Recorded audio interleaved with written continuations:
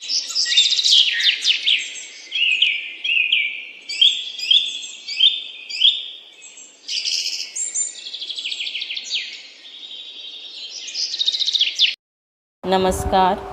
लोकबात की कहानियों के सिलसिले को आगे बढ़ाते हुए आज मैं डॉक्टर आरती पाठक आपके बीच सुप्रसिद्ध रचनाकार कमलेश्वर की अत्यंत प्रसिद्ध कहानी चप्पल लेकर आपके बीच में उपस्थित हूँ। साहित्य समाज का दर्पण होता है। समाज में जो कुछ भी घटित होता है उसका अक्स साहित्य में दिखाई देता है। इस लिहाज से हिंदी कहानी जगत अत्यंत समृद्ध है। आइए चलते हैं कहानी चप्पल की ओर। मुझे ऑल इंडिया मेडिकल इंस्टीट्यूट की 7वीं मंजिल पर जाना था। आईसीयू में गाड़ी पार्क करके चला तो मन बहुत ही दार्शनिक हो उठा था। कितना दुख और कितना कष्ट है इस दुनिया में। लगातार एक लड़ाई मृत्यु से चल रही है और उस दुख और कष्ट को सहते हुए लोग सब एक से एक हैं। दर्द और यातना तो है ही, चाहे वह किसी की हो। इसमें समाज और इंसान के बीच भेद नहीं किया जा सकता। दुनिया में हर माँ के दूध का रंग एक है। खून और आंसुओं का रंग भी एक है। दूध, खून और आंसुओं का रंग नहीं बदला जा सकता। शायद उसी तरह दुख, कष्ट और यातना के रंगों का भी बंटवारा नहीं किया जा सकता। इस विराट मानवीय दर्शन से मुझे राहत मिलती थी। मेरे भीतर से सदियां बोलने लगी थीं। एक पुरानी सभ्यता का वारिस होने के नाते यह मानसिक सुविधा ज़रूर है कि तुम हर बात, घटना या दुर्घटना का कोई दार्शनिक उत्तर खोज सकते हो। समाधान चाहे न मिले, पर एक अमूर्त दार्शनिक उत्तर ज़रूर मिल जाता है। और फिर पुरानी सभ्यताओं की एक खूबी भी है कि उनकी परंपरा से चली आती संतानों को एक आत्मा नाम की अमूर्त शक्ति भी मिल गई है। और सदियों पुरानी सभ्यता मनुष्य के क्षुद्र विकारों का शमन करती रहती है। एक दार्शनिक दृष्टि से जीवन की क्षणभंगुरता का एहसास कराते हुए सारी विषमताओं को समतल करती रहती है। मुझे अपने उस मित्र की बातें याद आईं जिसने मुझे संध्या के संगीन ऑपरेशन की बात बताई थी और उसे देख आने की सलाह दी थी। उसी ने मुझे आईसीयू में संध्या के केबिन का पता बताया था। 8वें फ्लोर पर ऑपरेशन थिएटर है और 7वें पर संध्या का आईसीयू। मेजर ऑपरेशन में संध्या की बड़ी आंत काट कर निकाल दी गई थी और अगले 48 घंटे क्रिटिकल थे। रास्ता इमरजेंसी वार्ड से जाता था। एक बेहद दर्द भरी चीख इमरजेंसी वार्ड से आ रही थी। वह दर्द भरी चीख तो दर्द भरी चीख ही थी। कोई घायल मरीज असह तकलीफ से चीख रहा था। उस चीख से आत्मा दहल रही थी। दर्द की चीख और दर्द की चीख में क्या अंतर है? दूध, खून और आंसुओं के रंगों की तरह चीख की तकलीफ भी तो एक सी थी। उसमें विषमता कहाँ थी?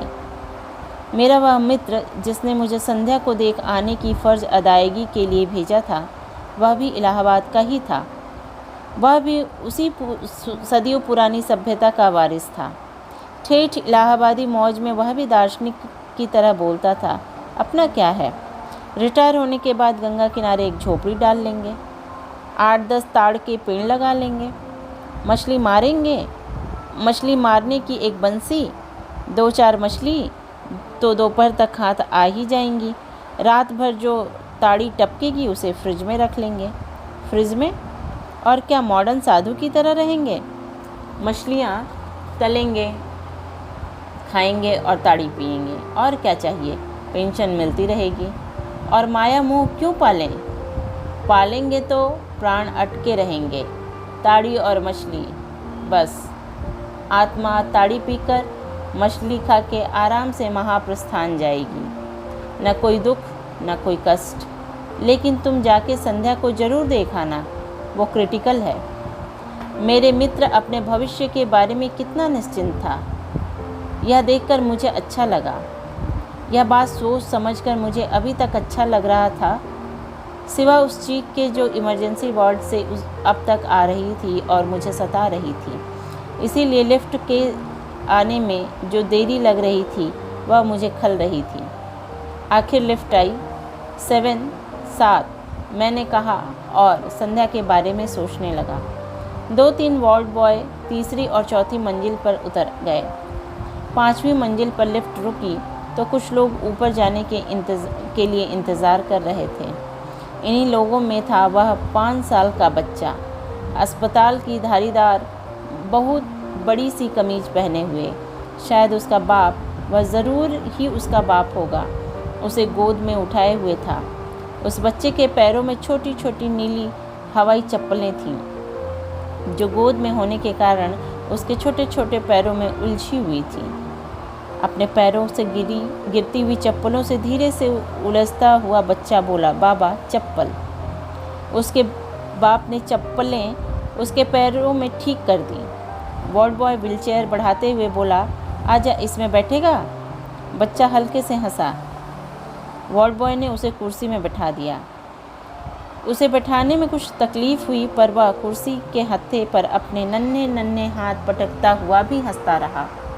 दर्द का एहसास तो उसे भी था, पर दर्द के कारण का एहसास उसे बिल्कुल नहीं था। वह कुर्सी में ऐसे बैठा था जैसे सिंहासन पर बैठा हो। कुर्सी बड़ी थी और वह छोटा। वार्ड बॉय ने कुर्सी को पुश किया। वह लिफ्ट में आ गया। उसके साथ ही उसका बाप भी। उसका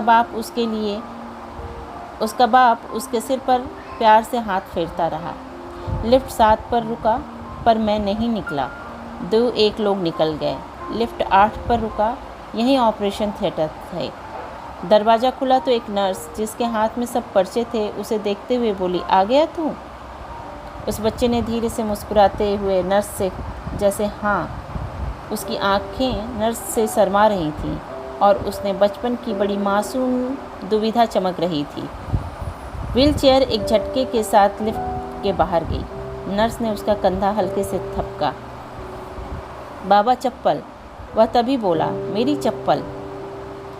उसकी एक चप्पल लिफ्ट के पास गिर गई थी। उसके बाप ने वह चप्पल भी उसे पहना दी। उसने दोनों पैरों की उंगलियों को सिकोड़ा और अपनी चप्पलें पैरों में कस लीं। लिफ्ट बंद हुआ और नीचे उतर गया। वार्ड बॉय बच्चे की कुर्सी को पुश करता हुआ ऑपरेशन थिएटर वाले बारामदे में मुड़ गया। नर्स उसके साथ ही चली गई। उसका बाप धीरे धीरे उन्हीं के पीछे चला गया। तब मुझे याद आया कि मुझे तो 7वीं मंजिल पर जाना था। संध्या वहीं थी। मैं सीढ़ियों से एक मंजिल उतर आया। संध्या के डॉक्टर पति ने मुझे पहचाना और आगे बढ़कर मुझसे हाथ मिलाया। हाथ की पकड़ में मायूसी और लाचारी थी। कुछ पल खामोशी रही, फिर मैंने कहा, मैं कल ही वापस आया, तभी पता चला। यह एकाएक कैसे हो गया? नहीं, एकाएक नहीं। ब्लीडिंग तो पहले भी हुई थी, पर तब कंट्रोल कर ली गई थी। 15 दिनों बाद फिर होने लगी एक्सेसिव ब्लीडिंग। 4 घंटे ऑपरेशन में लगे। And you know, we doctors are worst patient. वो संध्या के बारे में भी कह रहे थे। संध्या भी डॉक्टर थी। यस, आप तो सब बात समझ रहे होंगे। संध्या को भी एक एक बात का अंदाज हो गया होगा, मैंने कहा। लेकिन वो बहुत करेजिवली बिहेव कर रही है, संध्या के पति ने कहा। बोल तो सकती नहीं। पल्स भी गर्दन के पास मिली रेस्पिरेशन पर है। एक तरह से देखिए तो उसका सारा शरीर आराम कर रहा है और सब कुछ आर्टिफिशियल मदद से ही चल रहा है। संध्या के डॉक्टर पति ज़्यादातर बातें मुझे मेडिकल टर्म्स में ही बताते रहे और मैं उन्हें समझाने की कोशिश करता रहा। बीच बीच में मैं इधर उधर की बातें भी करता रहा। संध्या का भाई भी आज सुबह पहुंच गया। किसी तरह उसे जापान होते हुए टिकट मिल गया, उन्होंने बताया। यह तो बहुत अच्छा हुआ, मैंने कहा। आप देखना चाहेंगे? हाँ, अगर पॉसिबल हो तो आइए, देख तो सकते हैं। भीतर जाने की इजाज़त नहीं। वैसे तो सब डॉक्टर फ्रेंड्स हैं, पर नहीं, वो ठीक भी है। वो बोल भी नहीं सकती। वैसे आज कॉन्शस है, कुछ कहना होता है तो लिख के बता देती है, उन्होंने कहा और एक केबिन के सामने पहुंचकर उन्होंने इशारा किया। मैंने शीशे के दीवार से संध्या को देखा। वह पहचान में नहीं आई। 2 डॉक्टर और नर्स अटेंड भी कर रहे थे और फिर इतनी नलियां और मशीनें थीं कि उनके भी संध्या को पहचानना मुश्किल भी था। संध्या होश में थी, डॉक्टर को देख रही थी। डॉक्टर उसका एक हाथ सहलाते हुए उसे कुछ बता रहा था। मैंने संध्या को इस हाल में देखा तो मन उदास हो गया। वह कितनी लाचार थी। बीमारी और समय के सामने आदमी लाचार ही होता है, कुछ कर नहीं पाता। मैंने मन ही मन संध्या के लिए प्रार्थना की। किससे की यह नहीं मालूम। ऐसी जगहों पर आकर भगवान पर ध्यान जाता भी है और किसी के शुभ के लिए उसके अस्तित्व को स्वीकार कर लेने में अपना कुछ नहीं जाता सिवा प्रार्थना के कुछ शब्द के। हम आईसीयू से हटकर फिर बरामदे में आ गए। वहाँ बैठने के लिए कोई जगह नहीं थी। बरामदे बैठने के लिए बनाए भी नहीं गए थे। संध्या या डॉक्टर के बहन नीचे चादर बिछाए बैठी थी। डॉक्टर के कुछ दोस्त एक गुच्छे में खड़े थे। अभी तो बाद में एक ऑपरेशन और होगा, संध्या के डॉक्टर पति ने बताया। तब छोटी आंत को सिस्टम से जोड़ा जाएगा। खैर, पहले वो स्टेबलाइज करे, फिर रिकवरी का सवाल है। इसमें ही करीब 3 महीने लग जाएंगे। उसके बाद मैं सोचता हूँ उसे अमेरिका ले जाऊँ, यह ठीक रहेगा। इसके बाद हम फिर इधर उधर की बातें करते रहे। मैं संध्या के संगीन हालात से उनका ध्यान भी हटाना चाहता था। इसके सिवा मैं और कर भी क्या सकता था, और डॉक्टर के सामने यूँ खामोश रहना अच्छा भी नहीं लग रहा था। मैं यह जानते हुए कि अस्पताल वालों से छुपा कर मैं सिगरेट पीना चाहता हूँ, मैं खिड़की के पास जाकर खड़ा हो गया। बाहर लू चल रही थी। नीचे धरातल पर कुछ लोग आ जा रहे थे। वे ऊपर से बहुत लाचार और बेचारे लग रहे थे और मेरे मन से सबके शुभ के लिए सद्भावना की नदियाँ फूट रही थीं। ऐसे में तुम सोचो, लगता है मनुष्य ने मनुष्य के साथ तो सघन और उदात्त संबंध बना लिए हैं, पर ईश्वर के साथ वह ऐसा नहीं कर पाया है। मनुष्य अपने ईश्वर के दुख सुख में शामिल नहीं हो सकता। ईश्वर से उसका संबंध सिर्फ दाता और पाता का है। वह देता है और मनुष्य पाता है। कितना एक तरफा रिश्ता है यह। और फिर अगर तुम यह भी मान लो कि ईश्वर ही मनुष्य को बनाता है, तो ईश्वर की क्षमता पर विश्वास और घटने लगता है। सृष्टि की आदि से वह मनुष्य को बनाता आ रहा है, परंतु असंख्य प्राण बनाने के बावजूद वह आज तक एक सहज, संपूर्ण और मुकम्मल मनुष्य नहीं बना पाया। कुछ कमी कहीं तो ईश्वर की व्यवस्था में भी है। हो सकता है उसका आदि कलाकार कुंभकार उन्हें मिट्टी सप्लाई करने में कुछ घपला कर रहा हो। इस रहस्य का पता कौन लगाएगा? रहस्य ही रहस्य को जन्म देता है। शायद इसीलिए मनुष्य ने ईश्वर को रहस्य ही रहने दिया। जो सत्ता या शक्ति विश्वास के निकष पर खड़े न उतरे, उसे रहस्य बना देना ही बेहतर है, और किया भी क्या जा सकता है। लू के एक थपेड़े ने मेरा मुंह झुलसा दिया। डॉक्टर अपनी चिंताग्रस्त शुभचिंतकों के गुच्छे में खड़े थे और सबके चेहरे कुछ ज़्यादा सतर्क थे। ब्लड प्रेशर गिर रहा है। आईसीयू में डॉक्टरों और नर्सों की आमदरफ्त में लग रहा था कि कोई कठिन परिस्थिति सामने है। कुछ देर बाद पता चला कि निडल कुछ ढीली हो गई थी। उसे ठीक कर दिया गया है और ब्लड प्रेशर ठीक से रिकॉर्ड हो रहा है। सबने राहत की सांस ली।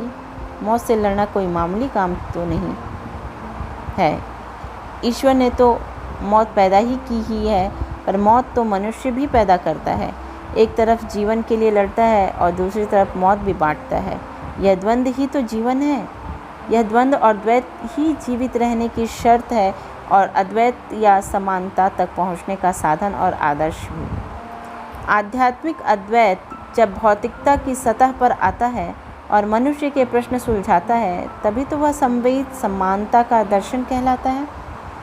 सिगरेट से मुंह कड़वा हो गया था। लू वैसे ही थपेड़े मार रही थी।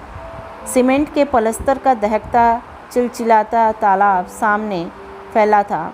कोई एक आदमी चलते नंगे पैरों से उसे पार कर रहा था।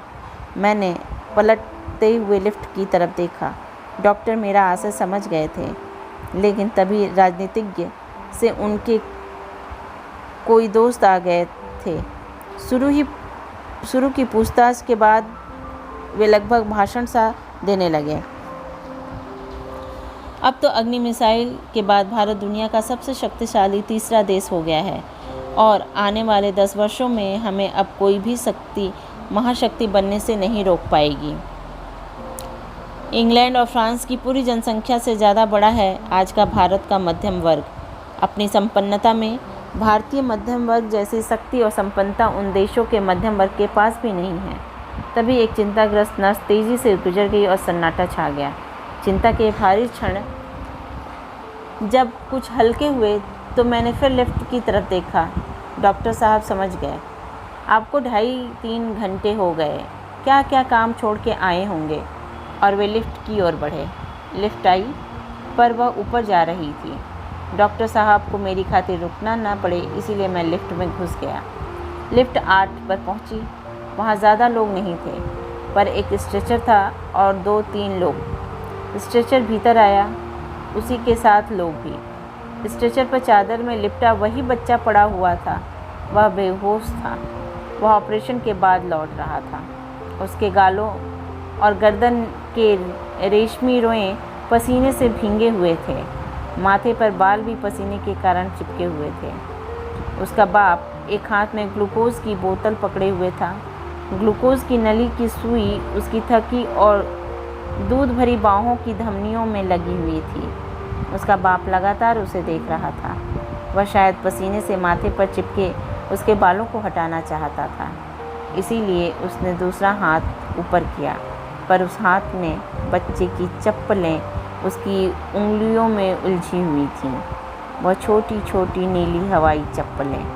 मैंने बच्चे को देखा, फिर उसके निरीह बाप को। मेरे मुंह से अनायास ही निकल गया, इसकी टांग काट दी गई है। वार्ड बॉय ने बाप की मुश्किल हल कर दी। ओह, कुछ हो गया था? मैंने जैसे उसके बाप से ही पूछा। वह मुझे देखकर चुप रह गया। उसकी होंठ कुछ बुदबुदा कर थम गए, लेकिन वह भी चुप नहीं रह सका। एक पल बाद ही बोला, जांघ की हड्डी टूट गई थी, चोट लगी थी। नहीं, सड़क पार कर रहा था, एक गाड़ी ने मार दिया, वह बोला। और उसने मेरी तरफ ऐसे देखा जैसे टक्कर मारने वाली गाड़ी मेरी ही थी। फिर वह वीतराग होकर अपने बेटे को देखने लगा। 5वीं मंजिल पर लिफ्ट रुकी। बच्चों का वार्ड इसी मंजिल पर था। लिफ्ट के आने वाले कई लोग थे। वे सब स्ट्रेचर निकल जाने का इंतज़ार में बड़े बेसब्री से रुके हुए थे। वार्ड बॉय ने झटका देकर स्ट्रेचर निकाला तो बच्चा बोरे की तरह हिल उठा। अनायास ही मेरे मुंह से निकल गया, धीरे से, ये तो बेहोश है, इसे क्या पता। स्ट्रेचर को बाहर पुश करते हुए वार्ड बॉय ने कहा। उस बच्चे का बाप खुले दरवाजे से टकराता हुआ बाहर निकला तो एक नर्स ने उसके हाथ की ग्लूकोज की बोतल पकड़ ली। लिफ्ट के बाहर पहुंचते ही उसके बाप ने उसकी दोनों नीली हवाई चप्पलें वहीं कोने में फेंक दी। फिर कुछ सोचकर कि शायद उसका बेटा होश में आते ही चप्पलें मांगेगा, उसने पहले एक चप्पल उठाई, फिर दूसरी भी उठा ली और स्ट्रेचर के पीछे पीछे वार्ड की तरफ जाने लगा। मुझे नहीं मालूम कि उसका बेटा जब होश में आया तो क्या मांगेगा, चप्पल मांगेगा या चप्पलों को देखकर अपना पैर मांगेगा। बेसब्री से इंतज़ार करते लोग लिफ्ट में आ गए थे। लिफ्टमैन ने बटन दबाया, दरवाज़ा बंद हुआ और वह लोहे का बंद कमरा नीचे उतरने लगा।